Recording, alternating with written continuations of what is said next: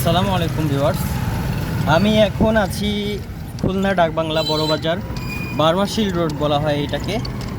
সবথেকে ব্যস্ততম একটা জায়গা এবং এইখানে সমস্ত প্রকারের হোলসেলার এবং ট্রান্সপোর্ট গাড়িগুলোর জন্য এই রাস্তাটা সবসময় জ্যাম থাকে।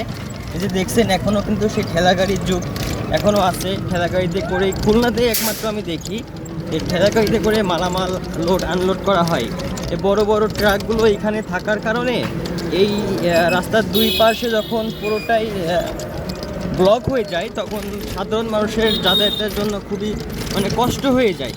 বিশেষ করে যারা অফিসিয়ালি চাকরি করেন তাদের অফিসে যেতে দেরি হয়ে যায়। এটা মূলত সুন্দরভাবে সুষ্ঠুভাবে ট্রাফিক পুলিশ দিয়ে এটাকে সুন্দরভাবে রাস্তাটা পরিচালনা করার জন্য এটা ব্যবস্থা নেওয়া অতীব জরুরি। হ্যাঁ, এটা আমার মনে হয়। তবে যারা আসলে ভিডিওটা আসলে যদি কখনো প্রশাসনের দৃষ্টি আকর্ষণ করছি যদি দেখে থাকেন তাহলে আমার মনে হয় এখানে একটা ট্রাফিক দেওয়া উচিত, যে এই রাস্তাটা অন্ততপক্ষে পরিষ্কার পরিচ্ছন্ন রাখার জন্য, সাধারণ মানুষের ভোগান্তি কমানোর জন্য। তো সবাই ভালো থাকবেন। আসসালামু আলাইকুম।